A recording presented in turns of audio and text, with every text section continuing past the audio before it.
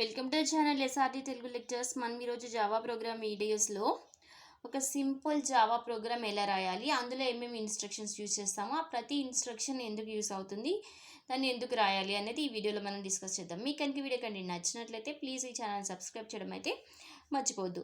So ఇది Java programming అనేది object oriented programming కాబట్టి మనం ఎవ్రీథింగ్ మనం క్లాస్లోనే రాయాలి అని చెప్తాం కదా. సో ఇక్కడ ఒక క్లాస్ ఏంటంటే శాంపుల్ అనే 1 అనే నేను నేమ్ ఇచ్చుకున్నాను ఆ క్లాస్కి. సో శాంపుల్ 1 అనే నేమ్ ఇచ్చి నేను క్లాస్ క్రియేట్ చేసుకున్నాను, class sample 1. So class opening బ్రేస్లో ఏం చేసాము, మెయిన్ రాసాము. So public static void main string args, ఇది మెయిన్ యొక్క సింటాక్స్. తర్వాత ఓపెన్ బ్రేస్ క్లోజ్ బ్రేస్, ఇందులో system.out.println welcome to Java programming రా అని మనం ప్రింట్ చేసాము స్క్రీన్ మీద. సో అది semicolon close brace and classic close brace. ఇప్పుడు చూడండి, ఇప్పుడు ఇందులో ఒక్కొక్క స్టేట్మెంట్ ఎందుకు రాసాము అనేది నేను ఎక్స్ప్లెయిన్ చేస్తాను. చూడండి, ఈ ప్రోగ్రామ్ ద్వారా మనం ఏం రాస్తున్నామంటే, మనం జస్ట్ స్క్రీన్ మీద వెల్కమ్ టు జావా ప్రోగ్రామింగ్ అని ఒక చిన్న స్టేట్మెంట్ని మనం ప్రింట్ చేస్తున్నాం అనమాట. ఓకే, దీన్ని ఎలా రాయాలి, ఎలా సేవ్ చేయాలి, ఎలా కంపైల్ చేయాలి, ఎలా ఎగ్జిక్యూట్ చేయాలి కూడా నేను చెప్తాను. ఫస్ట్ అసలు క్లాస్ అంటే ఏంటి? Java is object oriented programming language. So everything must be placed inside A class. So మనం రాసే ప్రతి ప్రోగ్రాము ప్రతిదీ మనం ఒక క్లాస్ లోపలే ప్లేస్ చేయాలి. సో అందుకని నేను క్లాస్ క్రియేట్ చేశాను, క్లాస్ శాంపుల్ 1. సో ఇక్కడ ఏదైనా నేమ్ ఇచ్చుకోవచ్చు మనం, మీకు ఏమి ఇష్టమైతే ఏ నేమ్ ఇష్టమైతే ఆ నేమ్ ఇచ్చుకోవచ్చు. నేను ఇక్కడ శాంపుల్ 1 అనే క్లాస్ని క్రియేట్ చేసుకున్నాను. So class is a keyword and declares that a new class definition follows. అంటే క్లాస్ అనేది ఏం చెప్తుంది, ఒక న్యూ క్లాస్ అనేది ఇక్కడ ఇప్పుడు క్రియేట్ అవుతుంది అని చెప్తుంది. Sample 1 is a Java identifier which specifies the name of the class. ఇక్కడ శాంపుల్ 1 అంటే ఏంటి, ఐడెంటిఫైయర్ అంటే ఏంటి, నేమ్ ఆఫ్ ద క్లాస్. ఇక్కడ ఏదైనా ఇవ్వచ్చు, క్లాస్ స్టూడెంట్ అని ఇవ్వచ్చు, క్లాస్ ఎగ్జామ్, క్లాస్ బుక్, అట్లా మనం ఏదైనా గురించి ప్రోగ్రామ్ రాసుకుంటున్నామో ఆ క్లాస్ నేమ్ ఇచ్చుకుంటే మనకు అండర్స్టాండింగ్ ఈజీగా ఉంటుంది. ఇక్కడ శాంపుల్ ప్రోగ్రామ్ ఎక్స్ప్లెయిన్ చేస్తున్నాను కాబట్టి క్లాస్ శాంపుల్ అని రాశాను. సో ఎవ్రీథింగ్ ఏ ప్రోగ్రామ్ రాసినా మనం క్లాస్ లోపలే ప్లేస్ చేయాలి. ఓకే,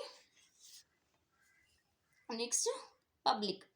ఇక్కడ పబ్లిక్ స్టాటిక్ వాయిడ్ మెయిన్ అని రాశాను కదా, స్ట్రింగ్ ఆర్గస్. అందులో పబ్లిక్ అనేది ఎందుకంటే పబ్లిక్ అనేది యాక్సెస్ మోడిఫైయర్, అంటే దాని విజిబిలిటీ, అది ఎక్కడి వరకు విజిబుల్ ఉంటుంది, ఎవరికి విజిబుల్ అవుతుంది అనేది చెప్తుంది. సో పబ్లిక్ అంటే visible to all, public, private అలా ఉంటాయి కదా. నెక్స్ట్ స్టాటిక్ అనేది ఒక కీవర్డ్. సో ఇప్పుడు ఇక్కడ మెయిన్ అనే మెథడ్ని మనం స్టాటిక్గా డిక్లేర్ చేస్తున్నాం. సో ఏదైనా ఒక మెథడ్ని మనం స్టాటిక్ మెథడ్గా డిక్లేర్ చేస్తే ఆ మెథడ్ యొక్కని ఇన్వోక్ చేయాలి అంటే ఆబ్జెక్ట్ని క్రియేట్ చేయక్కర్లేదు. సో అందుకని మెయిన్ మెథడ్ అనేది ఆటోమేటిక్గా అదే స్టార్ట్ అవుతుంది జావా వర్చువల్ మెషిన్ ద్వారా. సో ఈ మెయిన్ మెథడ్ని ఇన్వోక్ చేయడానికి, ఒకటి ఎగ్జిక్యూట్ చేయడానికి మనం ఆబ్జెక్ట్ క్రియేట్ చేయని అవసరం లేదు. అందుకని ఈ మెయిన్ మెథడ్ని స్టాటిక్గా మనం డిక్లేర్ చేసాం. ఓకే, నెక్స్ట్ వాయిడ్ అనేది ఏదైనా మెథడ్ యొక్క రిటర్న్ టైప్ని మనకి స్పెసిఫై చేస్తుంది. ఇక్కడ మెయిన్ అంటే మెయిన్ మెథడ్ని మనం వాయిడ్గా డిక్లేర్ చేస్తాం, అంటే నథింగ్ టు రిటర్న్, ఏమీ రిటర్న్ చేయక్కర్లేదు అని. నెక్స్ట్ మెయిన్ అనేది స్టార్టింగ్ ప్రోగ్రామ్ ఎగ్జిక్యూషన్ మెయిన్ నుంచి స్టార్ట్ అవుతుందని మనకు మెయిన్ మెథడ్. తర్వాత స్ట్రింగ్ ఆర్గ్యూస్ అంటే కమాండ్ లైన్ ఆర్గ్యుమెంట్స్, మనం ఇది తర్వాత డిస్కస్ చేద్దాము.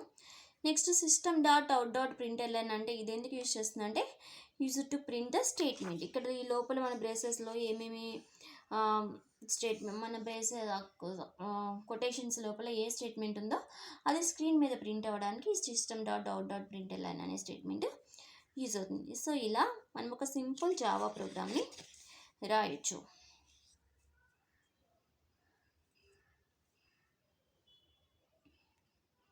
సో నెక్స్ట్ వీడియోలో మనము సిస్టంలో అసలు జేడీకే ఎలా ఇన్స్టాల్ చేయాలి, దానికి పాత్ వేరియబుల్స్ ఎలా సెట్ చేసుకోవాలి, అండ్ దెన్ ఒక ప్రోగ్రామ్ ఎలా రాయాలి, దాన్ని ఎలా కంపైల్ చేయాలని, ఎలా ఎగ్జిక్యూట్ చేయాలనేది నెక్స్ట్ వీడియోలో మనం డిస్కస్ చేద్దాం. ఓకే, మామూలుగా ఈ ప్రోగ్రామ్ని ఏం చేస్తాము, నోట్ ప్యాడ్ ఓపెన్ చేసి ఈ sample1 జావా అని ఒక ఫైల్ క్రియేట్ చేసుకుని అందులో ఈ ప్రోగ్రామ్ రాసి దీన్ని సేవ్ చేసుకుంటాం. సేవ్ చేసిన తర్వాత మనం కమాండ్ ప్రాంప్ట్కి వెళ్ళి మన డైరెక్టరీ ఏ డైరెక్టరీలో అయితే ప్రోగ్రామ్ సేవ్ చేసామో ఆ డైరెక్టరీ దగ్గరికి వెళ్ళి ఇది ఎప్పుడు మనం ఆల్రెడీ జావా ఇన్స్టాల్ చేసుకుని పాత్ సెట్ చేసుకుంటే మన సిస్టంలో, తర్వాత జావా సి స్పేస్ sample1 అని ఎగ్జిక్యూట్ చేసుకోవాలి. ఆ తర్వాత అవుట్పుట్ చూసుకోవాలి. ఓకే, అలా మనం ఈ ప్రోగ్రామ్ని ఎగ్జిక్యూట్ చేయాలి.